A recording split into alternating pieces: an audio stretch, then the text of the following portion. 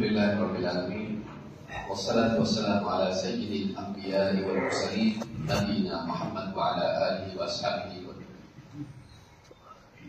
أجمعين. قال الله تبارك وتعالى وجعلنا منهم أئمة يهدون بأمرنا لما صبروا وكانوا بآياتنا يوقنون. میرے محترم دینی بھائیوں، اللہ رب العالمین نے قرآن میں امامت کے لیے دو بنیادی باتیں بیان کی ہیں۔ سوال یہ ہے کہ امامت کیا ہے؟ امامت لوگوں کی سرداری کا مقام ہے، امامت لوگوں کا اسوہ اور لوگوں کے لیے نمونہ بننے کا مقام ہے، ایک اونچا مقام جو اللہ رب العالمین اپنے خاص بندوں کو نصیب کرتا ہے۔ قرآن کریم میں اللہ تعالیٰ نے اس مقام کے لیے دو شرطیں بیان کی ہیں۔ ابراہیم علیہ السلام کے بارے میں بھی آپ دیکھیں، اللہ تعالیٰ نے وَإِذِ ابْتَلَىٰ إِبْرَاهِيمَ رَبُّهُ بِكَلِمَاتٍ فَأَتَمَّهُنَّ قَالَ إِنِّي جَاعِلُكَ لِلنَّاسِ إِمَامًا۔ جب ابراہیم علیہ السلام کو ان کے رب نے آزمائش میں مبتلا کیا، کچھ ذمہ داریاں دی کہ انہیں پورا کریں، اور انہوں نے اس ذمہ داری کو پورا کیا، اس آزمائش میں کھڑے اترے، تو اللہ تعالیٰ نے اس کے بعد ان سے کہا انی جاعلک للناس اماما، میں تمہیں لوگوں کے لیے امام بنا رہا۔ تو معلوم یہ ہوا کہ امامت ایک بہت اونچا مقام ہے جو اللہ رب العالمین اپنے بندوں کو نصیب کر کے انہیں رفعت عطا فرماتا ہے، تاکہ لوگوں کے لیے وہ نمونہ بنے، اسوہ بنے، لوگ ان کو دیکھ کر چلیں۔ ابراہیم علیہ السلام کے بارے میں اللہ نے فرمایا ان ابراہیم کان امۃ قانتا للہ حنیفا ولم یکن من المشرکین شاکرا لانعمہ اجتباہ وہداہ الی صراط مستقیم۔ ابراہیم علیہ السلام لوگوں کے لیے ایک امت تھے، علماء نے کہا امت سے مراد یہاں امام اور اسوہ ہے۔ وہ تنہا تھے لیکن وہی حق پر تھے اور ساری انسانیت کے لیے ہدایت اور نمونہ تھے۔ ان ابراہیم کان امۃ قانتا للہ، اللہ کی فرما برداری کرنے والے، مداومت کے ساتھ لگاتار اللہ کی فرما برداری کرنے والے، جو حکم آئے اس کو پورا کرنے والے، کبھی اس کے پیچھے نہیں ہٹنے والے۔ قانتا للہ حنیفا، سب سے کٹ کے اس کے ہو جانے والے، بتوں سے دور رہنے والے، ستاروں کی پرستش سے بچنے والے، باپ دادا کے رسم و رواج کو، باطل رسموں کو چھوڑ کر توحید کی طرف اور اللہ کی رہنمائی کی طرف بڑھنے والے، حنیفا، حق کی طرف مائل، باطل سے مڑ کے حق کی طرف آنے والے۔ ولم یکن من المشرکین، وہ مشرکین میں سے نہیں تھے۔ صراحت کے ساتھ اللہ تعالیٰ نے ان کا تذکیہ کیا، کہا وہ مشرکین میں سے نہیں تھے، وہ مشرک سماج سے، مشرک خاندان سے تھے، لیکن مشرکین میں سے نہیں تھے اپنے عمل کے اعتبار سے، نسبت کے اعتبار سے۔ سارا معاشرہ شرک میں ڈوبا ہوا تھا، حتیٰ کہ باپ نے بھی جب دعوت دی تو کہا کہ تم کو پتھر مار کے ہلاک کر دوں گا۔ وہاں سے نکل کے اس معاشرے کو، سماج کو چھوڑ کے نکلے وہاں پہ، لیکن توحید کو نہیں چھوڑا، اپنی بستی کو چھوڑا، اپنے خاندان کو چھوڑا، ساری چیزوں کو چھوڑا، لیکن اللہ کو نہیں چھوڑا، توحید کو نہیں چھوڑا، حق کو نہیں چھوڑا۔ وَلَمْ يَكُنْ مِنَ الْمُشْرِكِينَ شَاكِرًا لِأَنْعُمِهِ، اللہ کی نعمتوں کا شکر کرنے والے، شکایت نہیں، شکر کرنے والے۔ اجتباہ وہداہ الی صراط مستقیم، اللہ تعالیٰ نے انہیں چن لیا تھا اور صراط مستقیم پر گامزن کر دیا تھا۔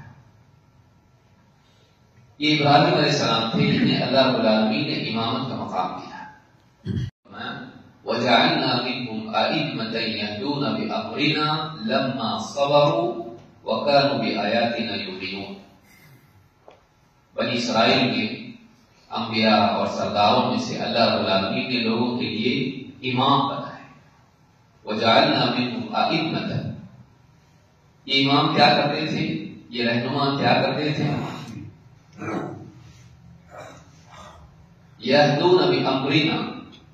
یہ ہمارے حکم کے مطابق لوگوں کی رہنمائی کرتے تھے.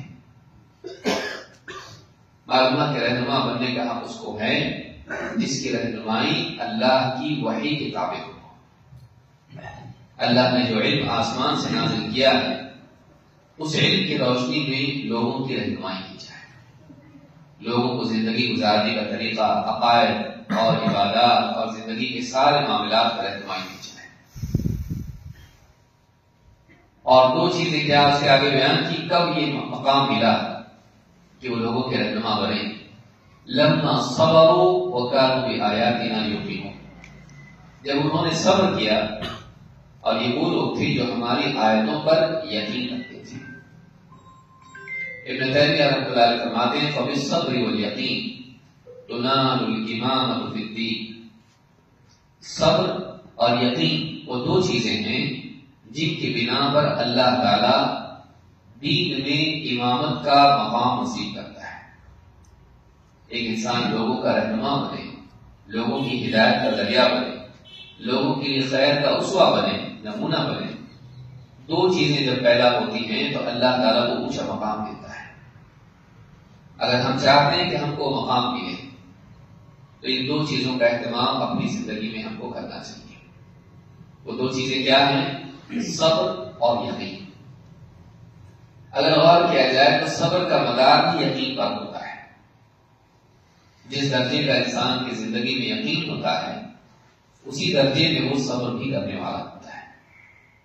معلومات کی مرکزی چیز اگر کوئی ہے تو وہ یقین ہے. یہی یقین ہے جو ایک انسان کو آزمائشوں میں بھی حق پر جمے رہنے کے اعتبار سے مضبوط بناتا ہے. یقین کس چیز کا؟ یقین اس بات کا کہ اللہ کے سوا کوئی رب نہیں، اللہ کے سوا کوئی حقیقی معبود نہیں، اللہ کے برابر کوئی نہیں. اسی لیے آپ دیکھیں کہ ابتدائی وحی جو اللہ کے نبی صلی اللہ علیہ وسلم پر نازل ہوئی شروعات کی، اس میں اللہ رب العالمین نے کیا بیان کیا؟ کہا وَرَبَّكَ فَكَبِّرْ یا ایھا المدثر قم فانذر وَرَبَّكَ فَكَبِّرْ. اے چادر میں لپٹنے والے کھڑے ہو جائیے، قم فانذر لوگوں کو خبردار کیجیے برے انجام سے، شرک کے گناہوں کے برے نتائج سے، اللہ کے عذاب سے، قیامت کے دن سے لوگوں کو خبردار کیجیے. وَرَبَّكَ فَكَبِّرْ اور اپنے رب کی بڑائی بیان کیجیے. رب العالمین کی توحید کا یقین جب دل میں آتا ہے تو زندگی میں ساری خیر آتی ہے. یقین کیا؟ اس بات کا یقین کہ اللہ کے عطا کرنے سے ملتا ہے اور اللہ کے سوا کوئی دینے والا نہیں. یہ ساری باتوں میں سب سے اہم چیز ہے جو شرک کے دروازوں کو بند کرتی ہے.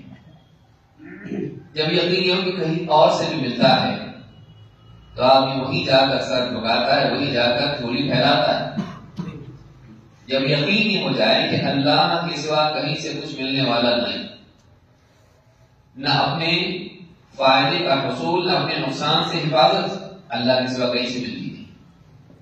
وَمَا بِكُم مِّن نِّعْمَةٍ فَمِنَ اللَّهِ. تمہارے پاس جو بھی نعمت ہے، تم کو جو بھی نعمت ملی ہے وہ اللہ کی طرف سے ملی ہے. معلومات کا عطا کرنے والا اکیلا اللہ ہے. اللہ جس کو دیتا ہے اس کو ملتا ہے، اللہ جس کو نہیں دیتا اس کو نہیں ملتا. إِنَّ رَبَّكَ يَبْسُطُ الرِّزْقَ لِمَن يَشَاءُ وَيَقْدِرُ إِنَّهُ كَانَ بِعِبَادِهِ خَبِيرًا بَصِيرًا. یہ تو تیرا رب ہے. إِنَّ رَبَّكَ يَبْسُطُ الرِّزْقَ لِمَن يَشَاءُ وَيَقْدِرُ. یہ جس کے لیے چاہتا ہے رزق کو پھیلا دیتا ہے، رزق کو وسیع کر دیتا ہے، خوب رزق دیتا ہے. وَيَقْدِرُ اور جس کے لیے چاہتا ہے رزق کو کم کر دیتا ہے، کم کر دیتا ہے. إِنَّهُ كَانَ بِعِبَادِهِ خَبِيرًا بَصِيرًا. کیا یہ اس کا ظلم ہے؟ نہیں، وہ اپنے بندوں سے خوب باخبر ہے اور ان کے حال کو دیکھتا ہے، اس کو معلوم ہے کس کو زیادہ دینا ہے، اس کو معلوم ہے کس کو کم دینا ہے، اس کے فیصلے حکمت اور عدل پر مبنی ہوتے ہیں۔ وہ خوب جاننے والا، حالات کو دیکھنے والا، بندوں کے دلوں کو جاننے والا، ان کے حال کو دیکھنے والا ہے۔ تو وہ جس کو چاہتا ہے دیتا ہے، اس کو ملتا ہے، جس کو چاہتا ہے محروم رکھتا ہے، اس کو نہیں ملتا ہے۔ جس کو اللہ تعالیٰ دینا چاہے سب مل کے بھی اس کو محروم نہیں کر سکتے، اور جس کو اللہ تعالیٰ نہ دینا چاہے سب مل کے بھی اس کو کچھ دلوا نہیں سکتے۔ یقین یہ ہونا چاہیے سارے شرک کا مدار کس پر ہے؟ کہیں اور سے ملتا ہے، کہیں اور سے ملتا ہے۔ یہ جو مصیبت ہے، یہ جو بدعقیدگی ہے، یہ انسان سے سارے وہ اعمال کرواتی ہے، عبادتی اعمال جو اس کو اسلام کے دائرے سے بھی خارج کر دیتے ہیں۔ جب امیدیں اللہ کے سوا سب سے کٹ جائیں تو شرک کے دروازے بند ہو جائے تو کہیں کسی کے پاس۔ آج مسلمانوں کا بڑا طبقہ قبروں پہ جا کے سجدہ کر رہا ہے، نام عبداللہ، لیکن جا کے کیا کر رہا ہے؟ غیر اللہ کے آگے ہاتھ کے پھیلا رہا ہے۔ فاتحہ پڑھنے والا بھی آپ دیکھیں، زبان جیسے شہر میں بھی کہہ رہے تھے، ہم کو معلوم نہیں ہم کیا پڑھ رہے ہیں، جا کے آدمی فاتحہ دے رہا ہے، فاتحہ دینے میں وہ ساری صورتیں پڑھ رہا ہے جو توحید والی ہے۔ عجیب بات یہ ہے اور افسوس کی بات یہ ہے کہ شرکیہ کام میں توحید کی صورتیں پڑھ رہا ہے۔ سورۃ الفاتحہ پڑھ رہا ہے، جس میں اپنی زبان سے کہہ رہا ہے ایاک نعبد و ایاک نستعین، اے اللہ ہم تیری عبادت کرتے ہیں، تجھی سے استعانت کرتے ہیں، تجھی سے استعانت کرتے ہیں، تجھی سے مدد چاہتے ہیں، تجھی سے مدد مانگتے ہیں۔ لیکن غیر اللہ کے در پر جا کر ان سے مانگ رہا ہے، اولاد مانگ رہا ہے، رزق مانگ رہا ہے، ان سے بیماری سے شفا مانگ رہا ہے۔ کیا پڑھ رہا ہے اس کو معلوم نہیں۔ قل یا ایھا الکافرون لا اعبد ما تعبدون، اے کفر کرنے والوں میں ان کی عبادت نہیں کرتا جن کی تم کرتے ہو۔ لیکن آپ دیکھیں عرب کے مشرکین قبروں کو پوجنے والے تھے۔ اللہ کے نبی صلی اللہ علیہ وسلم نے خود اپنے بارے میں کہا اللہم لا تجعل قبری وثنا یعبد، اے اللہ میری قبر کو وثن نہ بننے دینا کہ لوگ اس کی عبادت کرنے لگ جائیں۔ معلومات کی قبر پرستی کا خوف رسول اکرم صلی اللہ علیہ وسلم کو تھا۔ اپنی امت کے بارے میں آپ ڈرتے تھے، بلکہ آخری ایام میں وفات کے قریب اللہ کے رسول صلی اللہ علیہ وسلم بار بار کیا کہہ رہے تھے؟ لعنت اللہ علی الیہود والنصارى اتخذوا قبور انبیائہم مساجد، اللہ کی لعنت یہود و نصارہ پر، انہوں نے اپنے انبیاء کی قبروں کو مساجد سجدہ گاہ بنا دیا۔ نبی کریم صلی اللہ علیہ وسلم کو آخری وقت امت کے لیے اس بات کا خوف اور اندیشہ تھا۔ اتنی ساری چیزیں ہیں، شراب ہے، جوا ہے، زنا ہے، نہ جانے کتنے گناہ ہیں، لیکن ساری برائیوں میں جس برائی کا ڈر آپ کو تھا اور آپ اپنے اس انکار کے ذریعے سے امت کو خبردار کر رہے تھے، وہ کیا چیز تھی؟ قبر پرستی۔ لیکن قبر پرستی جنم کیسے لیتی ہے؟ صالحین کی عظمت میں، تعظیم میں غلو، صالحین کی، نیک لوگوں کی، اللہ والوں کی، ہم اللہ والوں کے ماننے سے انکار نہیں کرتے، لیکن اللہ والے ہیں کون؟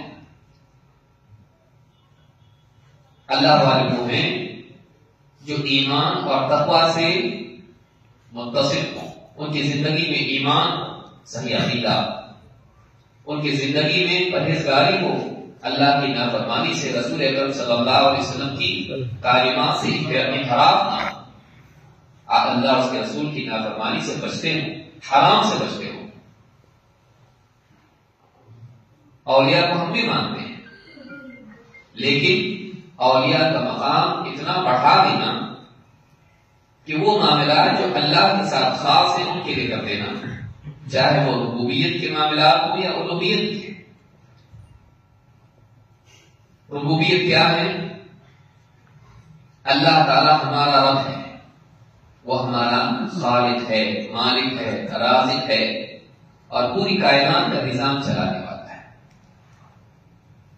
اللہ تعالی مخلوقات کو پیدا کرتا ہے، ان کے رزق کا انتظام کرتا ہے، وہ ان کا مالک ہے، جو چاہے حکم دے سکتا ہے، اور رات دن، بیماری، شفا، کامیابی، ناکامی، راحت و تکلیف، یہ سارے فیصلے، خوشی، غم، سب کچھ اللہ کی طرف سے آتا ہے، کیونکہ وہ رب ہے، وہ جو چاہے کرتا ہے۔ اب اس معاملے میں اگر غیر اللہ کو آپ اس اللہ کے ساتھ شریک کر دیں، اللہ والوں کے اختیار میں دے دے، وہ بارش برساتے ہیں، وہ زندگی موت کے مالک ہے، مردوں کو زندہ کر دیتے ہیں، اور وہ لوگوں کے رزق میں برکت دیتے ہیں، بیماروں کو شفا دیتے ہیں، تو پھر اس دعا کا کیا مطلب ہے جو اللہ کے نبی صلی اللہ علیہ وسلم نے سکھلائی؟ اذهب البأس رب الناس اشف وانت الشافی لا شفاء الا شفاء شفاء لا یغادر سقما۔ اذهب البأس رب الناس، اے لوگوں کے رب، دیکھیے ربوبیت میں سے بات آ گئی، اذهب البأس رب الناس، بیماری کو، مصیبت کو، تکلیف کو دفع کر دے، دور کر دے، بھگا دے، ہٹا دے، اشفی وانت الشافی، شفا دے دے، تو ہی شفا دینے والا ہے، لا شفاء الا شفاء، تیری شفا کے سوا تو کوئی شفا ہے ہی نہیں، شفا لا یغادر سقما، ایسی شفا دے کہ جو بیماری کا بالکل اثر بھی نہ چھوڑے، پوری طرح سے بیماری کو پار کر کے ہٹا دے۔ ہمارے نبی صلی اللہ علیہ وسلم سکھا رہے ہیں کہ تو ہی شافی ہے اللہ، اور تیری شفا کے سوا کوئی شفا نہیں۔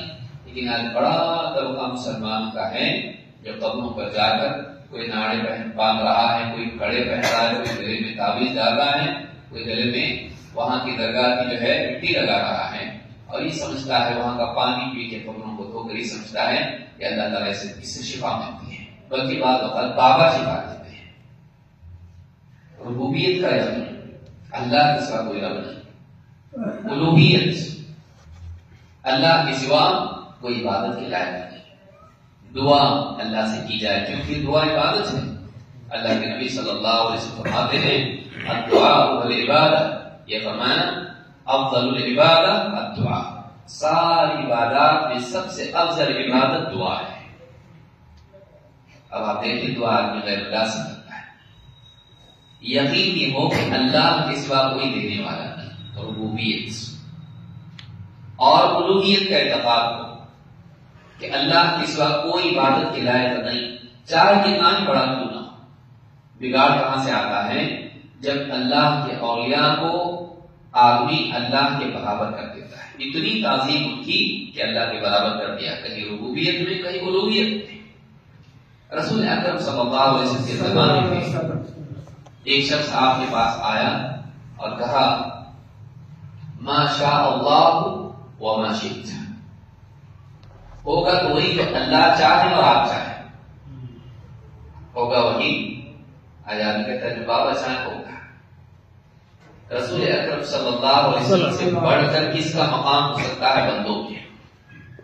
سارے بندوں میں سب سے افضل، انبیاء کے سردار،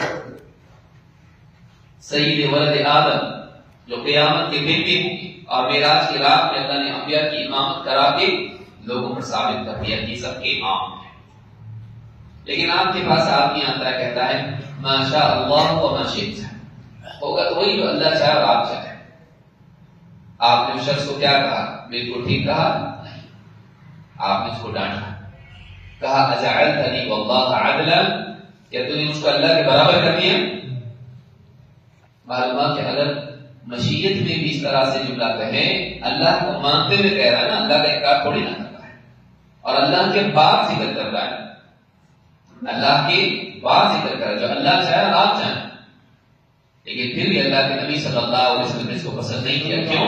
اس لیے کہ کائنات میں اللہ ہی کی مشیت چلتی ہے، ہوتا وہی جو اللہ چاہتا ہے، ہوتا وہی ہے جو اللہ چاہتا ہے۔ یہ یقین اگر دل میں بیٹھ جائے، شرک ختم ہو جائے۔ جو اللہ چاہے وہی ہو سکتا، اللہ کی چاہت کے خلاف کچھ نہیں ہو سکتا۔ کہا کیا تم نے مجھ کو اللہ سے برابر کر دیا؟ بل ما شاء اللہ وحدہ، بلکہ یوں کہہ کہ اکیلا اللہ جو چاہے گا وہی۔ نبی کی مشیت بھی شدید نہیں۔ ایک بچی کھڑی ہوئی اور اشعار پڑھنے لگی تو کہا وفینا نبی یعلم ما فی غد، ہمارے درمیان ایک ایسا نبی ہے جو جانتا ہے کل کیا ہونے والا ہے. آگے کی بھی بات نہیں، بس کل کی بات ہے. ہمارے درمیان ایک ایسا نبی ہے، رب تو نہیں کہا، نبی ہی کہا ہے، لیکن نبی مانتے ہوئے ایک ایسا وصف جوڑ دیا جو نبی نہیں اللہ کی خاص ہے. کہا کہ فینا نبی یعلم ما فی غد، ہمارے درمیان تو ایک ایسا رسول ہے جو کل کیا ہوگا جانتا ہے. آپ نے کہا ایسا مت کہے، جو پہلے اشعار پڑھ رہی تھی وہ پڑھتی رہے، یہ مت کہے. کیوں؟ اس لیے کہ اللہ کے سوا کوئی غیب جاننے والا نہیں ہے. اللہ کے برابر کر دینا اللہ کی ربوبیت میں، اس کی الوہیت میں، اس کے خصائص میں شرک. اس بات کا یقین ہو کہ اللہ کے سوا کہیں سے مدد نہیں آتی ہے. وَالنَّصْرُ إِلَّا مِنْ عِنْدِ اللَّهِ، مدد ہے تو اللہ ہی کی طرف سے آتی ہے. اللہ ہی شفا دینے والا، اللہ ہی رزق کا انتظام کرنے والا، اللہ ہی بیٹے بیٹیاں دینے والا، اللہ کے سوا کوئی نہیں دیتا. بابا نہیں دے سکتے، اگر دے سکتے تو انبیاء خود اپنی بیویوں کو دے دیتے ہیں. انبیاء نے اللہ سے مانگا اولاد. افسوس کی بات یہ ہے کہ امت آپ دیکھیں قرآن میں ہے، حضرت زکریا علیہ السلام بعض اوقات اللہ تعالیٰ اس طرح کی چیزیں کرتا ہے تاکہ بعد والوں کے لیے شرک سے بچنا آسان.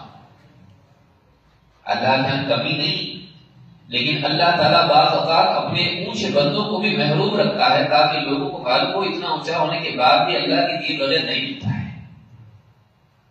ابراہیم علیہ السلام کو اللہ تعالیٰ نے بڑھاپے میں خوب دعائیں کرنے کے بعد اولاد دی، بلکہ جب فرشتہ خوشخبری لے کر آیا تو بیوی کہنے لگی میں تو بانجھ ہو گئی، اولاد نہیں ہوتی ہے. اور بڑھاپے میں اولاد ہنسنے لگی.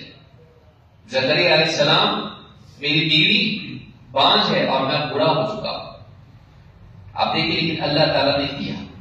اللہ عطا کرتا ہے اور یہ بھی بتاتا ہے کہ اللہ کے دیے بغیر نہیں مل سکتا ہے. آج اتنا بڑا طبقہ ہے جو قبروں پر جا کر اولاد مانگتا ہے.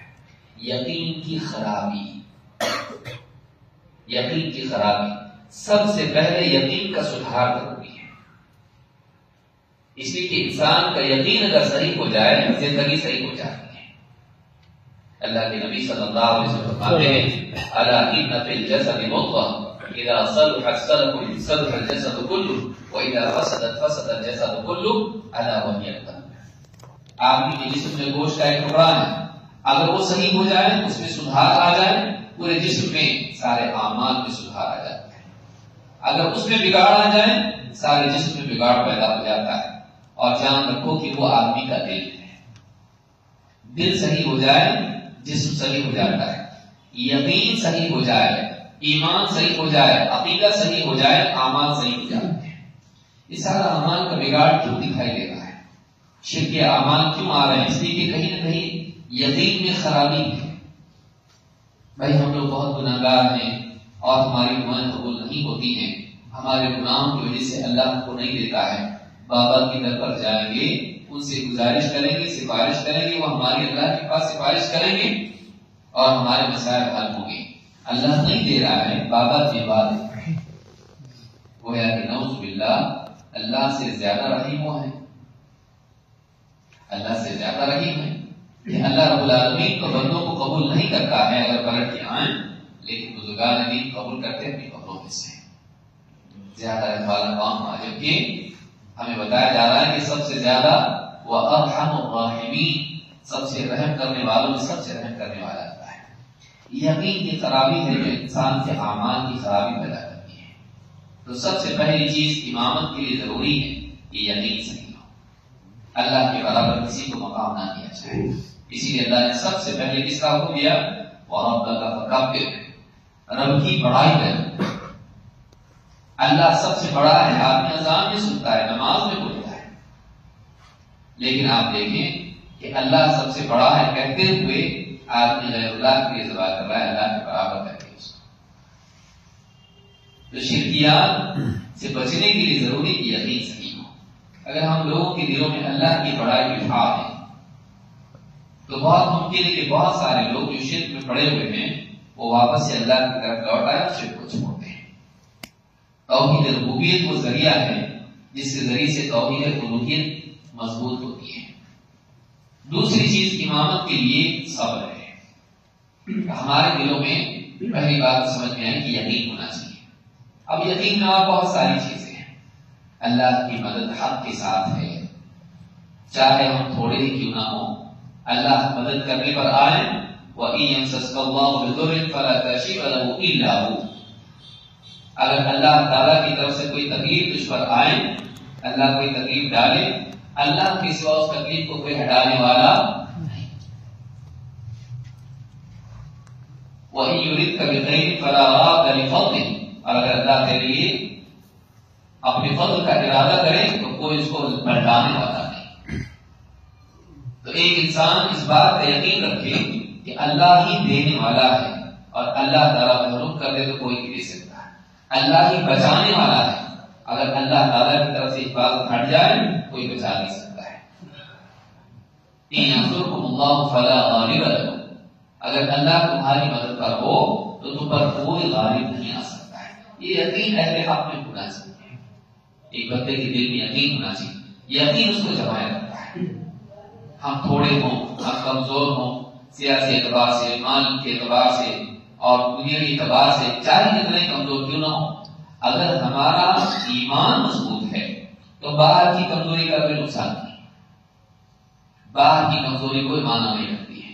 اگر اندر مضبوطی ہے، باہر چاہے کتنی کمزوری کیوں نہ ہو۔ کیوں؟ اس لیے کہ اللہ رب العالمین جب مدد پر ہو تو کوئی غالب نہیں آ سکتا ہے۔ یہ چیز یاد رکھنا چاہیے، دین پر جمے رہنا چاہیے۔ یقین مضبوطی پیدا کرتا ہے صبر کے اعتبار سے۔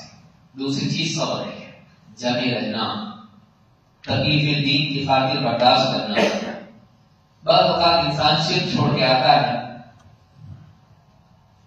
بابا کی فلاں چیز کرتا تھا، فلاں چیز کرتا تھا، اب جب چھوڑ دیتا ہے اور رشتے داروں سے مخالفت ہو جاتی ہے، بچے بیمار پڑ رہے ہیں، تجارت چل رہی تھی، تھوڑی اس میں خرابی پیدا ہو گئی، ایک کے بعد ایک آزمائش آتی ہے، اور ہم نے اکثر دیکھا ایسا ہوتا ہے۔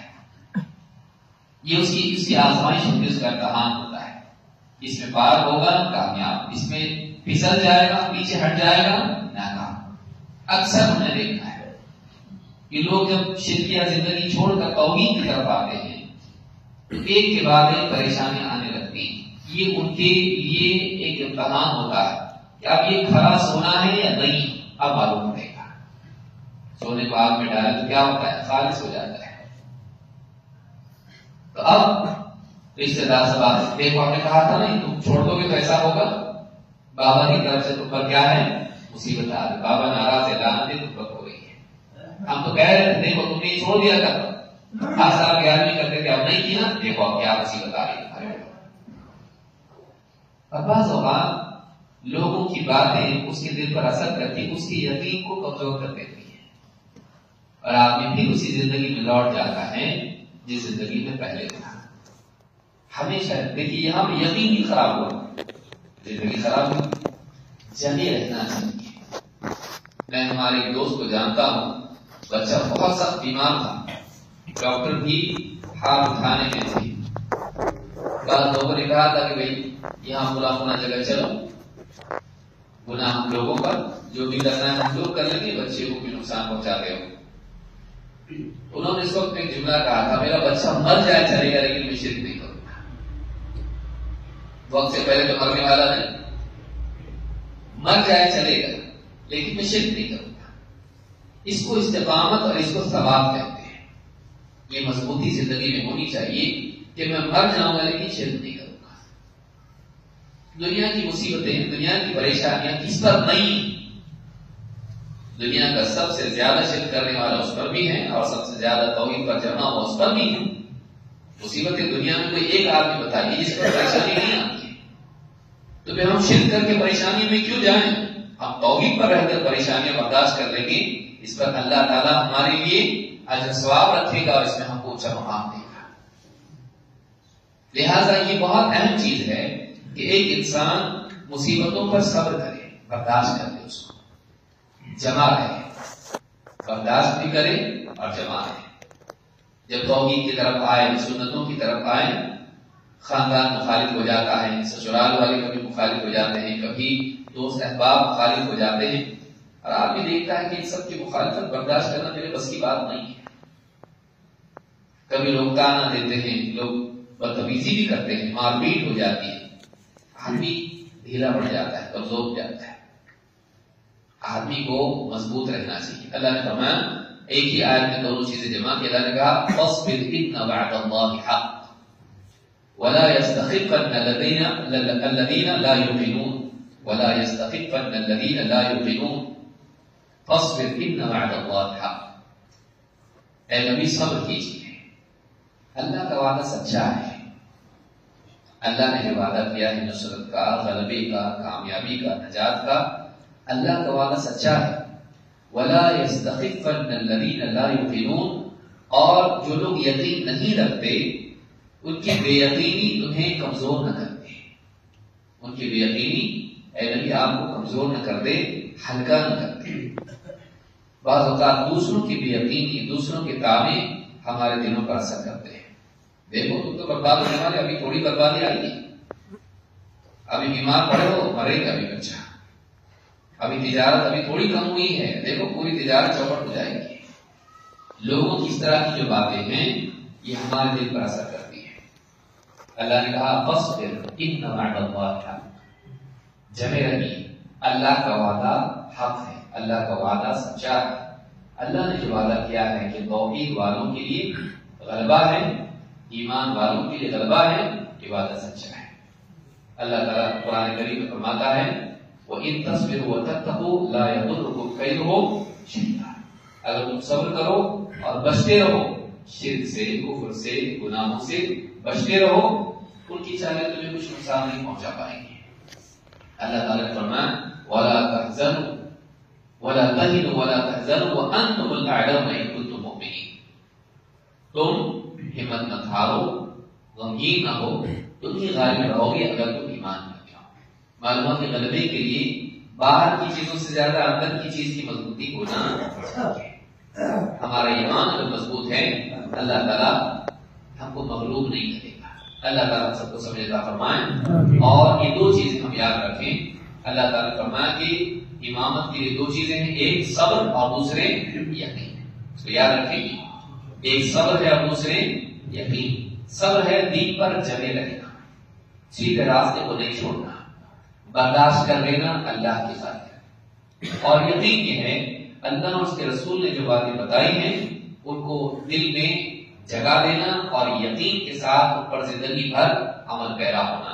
ہمیشہ دل میں یقین رکھنا کہ نہیں بات تو وہی صحیح ہے اللہ اس کے رسول کی، ہم کو دکھ رہا ہے الٹا الٹا، لیکن اللہ اس کے رسول کی بات ہی صحیح ہے۔ اللہ کے نبی صلی اللہ علیہ وسلم کے زمانے کا واقعہ بیان کر کے بات ختم کرتا ہوں۔ ایک آدمی کا آیا کہا میرے بھائی کا پیٹ بہت چل رہا ہے، یعنی اس کو لوز موشن ہو رہے ہیں، دست ہو رہے ہیں۔ اللہ کے نبی صلی اللہ علیہ وسلم فرمایا جا اس کو شہد پلا۔ گیا شہد پلا، پھر آیا، کہا نہیں بند ہونے کا نام نہیں لیتے، جا اس کو شہد پلا۔ پھر آیا تیسری مرتبہ، کہا اب تو اور بھی زیادہ تکلیف ہو گئی ہے، کہا جا اللہ کی بات سچی، تیرے بھائی کا پیٹ چھوٹا، جا اس کو جا کے شہد پلا۔ وہ آدمی چپ چاپ گر گیا اور جا کے اپنے بھائی کو شہد پلایا، اور پھر آ کے کہا کہ ہاں اب شفا ہو گئی ہے۔ یہ یقین ہونا چاہیے اللہ کی بات سچی، تیرے بھائی کا پیٹ چھوٹا۔ اپنے مشاہدے پر اللہ کی وحی کو ترجیح دینا، جو دکھ رہا ہے اس کی بنیاد پر فیصلے نہیں کرنا، جو اللہ تعالیٰ نے بتا دیا ہے، اللہ کے رسول صلی اللہ علیہ وسلم نے بتا دیا ہے، اس پر یقین رکھنا، اپنی نظر پر نہیں، اللہ اور اس کے رسول کی خبر پر یقین رکھنا۔ یہ جب ہو جائے تو ایمان کامل ہوتا ہے۔ اللہ رب العالمین ہم سب کو سمجھنے کی توفیق عطا فرمائے، اور سب یقین کے اعلیٰ مراتب ہم سب کو نصیب فرمائے۔